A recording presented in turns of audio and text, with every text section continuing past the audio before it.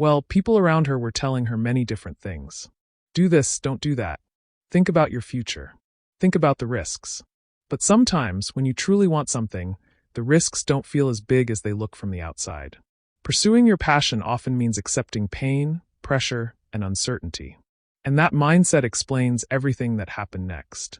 Ladies and gentlemen, welcome back to Champions Tennisics, the only place where we go beyond headlines and bring you the raw, unfiltered truth of the tennis world. If you were watching the news just half an hour ago, you saw it.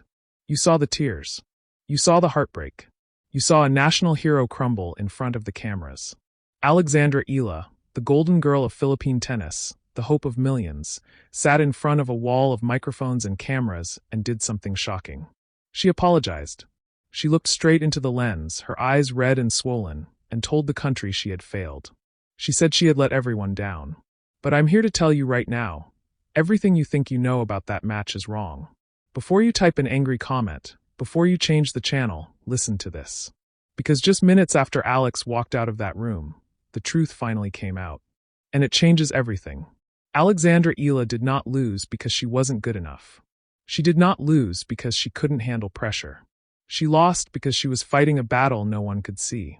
And when you hear what her coach revealed, it will break your heart, and then fill it with pride.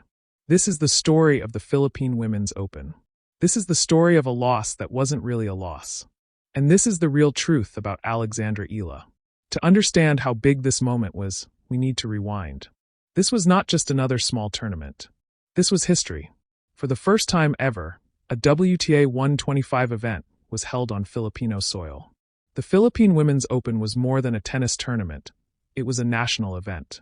We have watched Alex grow up. We watched her leave her family at a young age to train at the Rafael Nadal Academy in Spain. We watched her win the US Open Junior title. We watched her climb the rankings and become a symbol of hope for a country desperate for a global tennis star. So when it was announced that she would finally play a professional tournament at home in Manila, the excitement was overwhelming. Tickets sold out within minutes. The Rizal Memorial Tennis Center became a sea of flags, drums, and chanting fans. It felt less like a tournament and more like a coronation. The story was already written. The queen was coming home to take her crown. But there was danger on the other side of the net. Camila Osorio, a Colombian powerhouse, former top 35 player, a fighter known for her physical game, mental toughness, and refusal to quit. Osorio didn't come to Manila for the atmosphere. She came to win. And inside the Eala camp, behind the smiles and media appearances, something was very wrong. We first noticed it in the second round. Did you catch it? The slight limp between points. The hesitation before pushing off her foot. At first, people brushed it off. Nerves. Heat. A little stiffness. But as the quarterfinal approached, whispers spread through the locker room. Something wasn't right. The match began under brutal Manila heat. The air was heavy. The tension was thick. When Alex walked onto the court, the noise was deafening. Fans chanted her name so loudly the stadium shook. Every Filipino there believed they were about to witness history. But from the first few games, something felt off. Camila Osorio sensed it immediately. She moved Alex side to side. Long rallies. Drop shots. High looping balls. She forced Alex to run, stop, turn, and push again and again. Alex looked slow. That explosive first step was gone. Shots she usually hits cleanly started missing by inches. The crowd tried to lift her. Every point Alex won brought thunderous cheers. But the cameras caught the truth. Pain. Not emotional pain. Physical pain. She winced after serves. She glanced at her box with desperation, not anger. Her team could do nothing but watch as she tried to push through something that looked impossible. She lost the first set, 6-4. Osorio never let up. She kept attacking, forcing Alex to move and plant her foot again and again. The feeling of dread spread through the crowd. This wasn't supposed to happen. Not here. Not now. Not at home. But tennis doesn't care about stories. It doesn't care about dreams. It only cares about what your body can give you that day. The second set became a war. Alex fought with everything she had. She dug deep into pure courage. She broke Osorio's serve. The stadium exploded. Hope rushed back like a wave. The score leveled. For a moment, it felt possible. For a moment, it felt like willpower might be enough. But then came the turning point at 4 games all. And that's where everything finally fell apart. Alex chased down another drop shot, one of many Camila Osorio had used throughout the match. She reached the ball, planted her foot to change direction, and suddenly the entire stadium went silent. She didn't fall, but she froze. A look of pure pain crossed her face. You could see it clearly, even from the highest seats in the stands. Something had gone wrong. Something inside her body had given way. She lost the point. She lost the game. And minutes later, despite saving match points, despite the crowd begging for one last comeback, it was over. 6-4. 6-4. Camila Osorio advanced. The dream was finished. The silence inside the stadium was haunting. This wasn't normal disappointment. This was shock. Everyone had expected a long battle, a dramatic finish. Instead, it felt sudden and empty, almost unreal. It felt like Alex hadn't been able to give her full effort. Fans slowly started leaving. Some were crying. Some were angry. Most were just confused. How did this happen?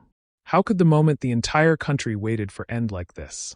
And that confusion made the next 30 minutes even more painful. Because what none of us knew, what none of us could have known, was that Eala had just played the bravest match of her life. Not her best match, but her bravest. 30 minutes later, Alex walked into the press room. She was wearing her national team jacket, but she looked smaller than we had ever seen her. Her eyes were red. She had clearly been crying in the locker room, and no makeup could hide it. She sat down. She adjusted the microphone. And before the first question was even finished, she broke down. The quote is already spreading everywhere, but hearing it again in context is heartbreaking. Through tears, she told the world that she had let down the people who always supported her. She said she had let down her country. Think about that. A 20-year-old carrying that weight. She didn't blame anyone.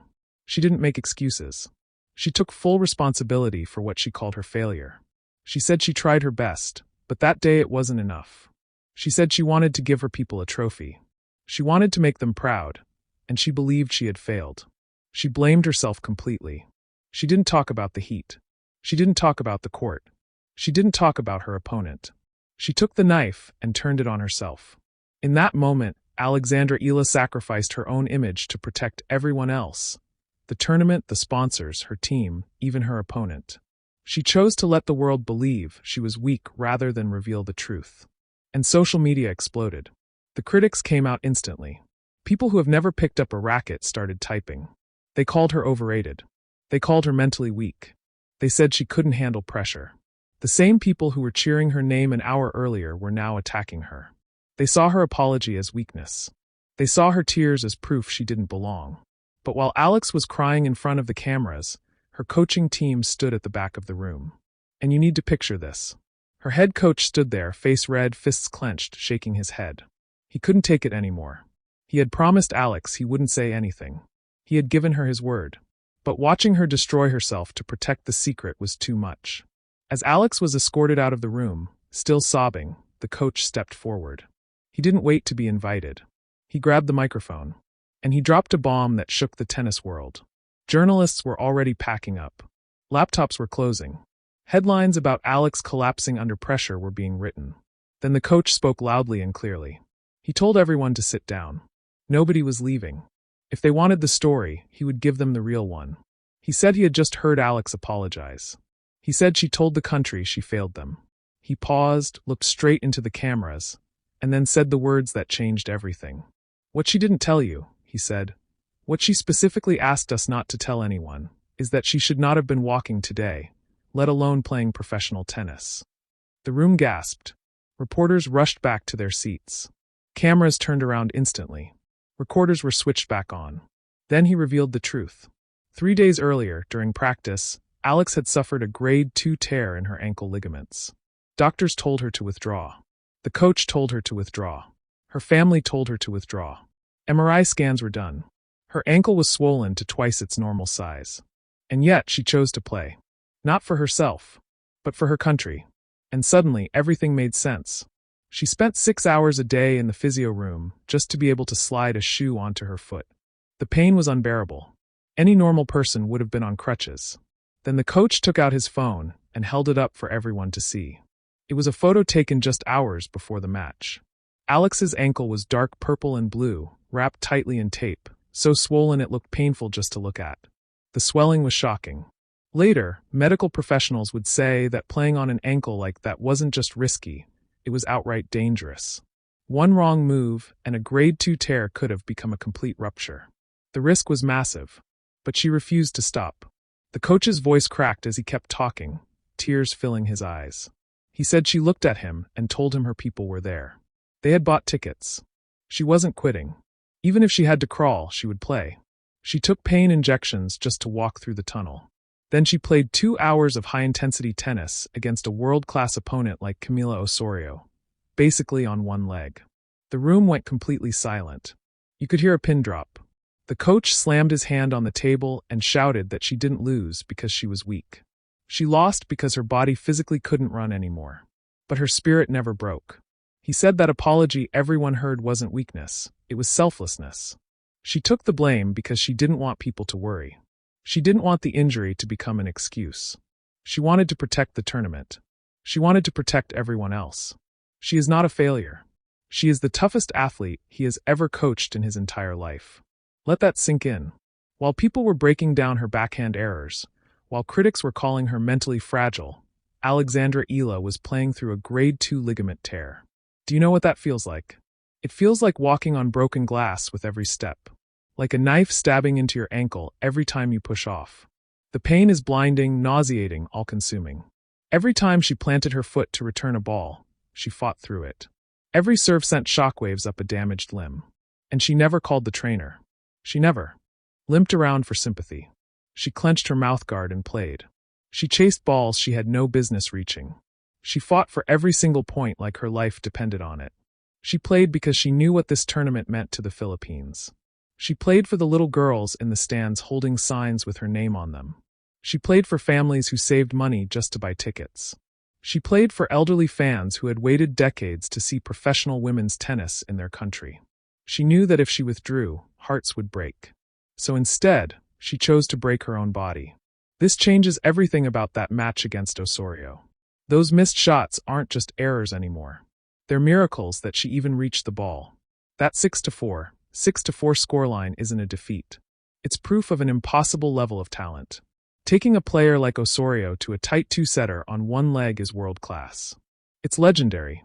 That's the kind of performance that defines careers.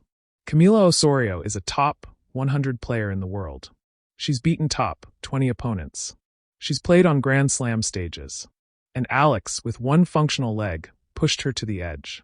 If she had been healthy, if she had been able to move freely, what would have happened? We'll never know. But one thing is certain, it would have been a very different match. And here's the final detail that proves just how incredible this performance was. Reports have now come out from the Osorio camp. After the match, at the net, Osorio didn't let go of Alex's hand right away. She held it. She looked her in the eye. Lip readers and insiders later confirmed what was said. Osorio told her she saw her limping. She told her she was crazy for playing. She said, much respect. Even her opponent knew. A veteran of the tour recognized the signs midway through the match. She realized she wasn't facing a fully fit opponent, but a wounded lion refusing to fall. In a post-match interview that almost nobody noticed at the time, Osorio called Alex a great competitor and said she would be a champion for a long time. The tennis world is waiting for you. The Grand Slam stages are waiting. Your destiny is waiting. And one day, when you achieve everything you're capable of, we'll look back at this match in Manila and understand that this was the moment a champion was forged. This story is still unfolding. We're waiting on the official medical report from the Eala team, and we'll bring it to you the moment it's released. We'll follow her recovery closely and be there when she returns. But for now, the narrative is clear. The story isn't that Eala lost. The story is that Eala survived. Eala inspired. Eala showed us what a real champion looks like. So what do you think? Was the coach right to reveal her medical condition to protect her reputation? Or should he have stayed silent, even if it meant the world judged her unfairly? And was Alex brave for playing through the injury, or reckless? These aren't easy questions. I want to hear your thoughts. This debate is going to last for days, maybe weeks. If you want real updates on Alex's recovery and the stories the mainstream media misses, make sure you're subscribed. We don't just watch matches here. We feel them. We don't just report scores. We tell the story behind the score. If this moved you, if it made you respect what athletes go through, hit like. Share this with every tennis fan you know. Share it with every Filipino who needs to hear this story. This is a story that deserves to be remembered. Thank you for watching. Thank you for caring. We'll see you in the next video with more updates, more analysis, and more stories from the world of tennis that matter.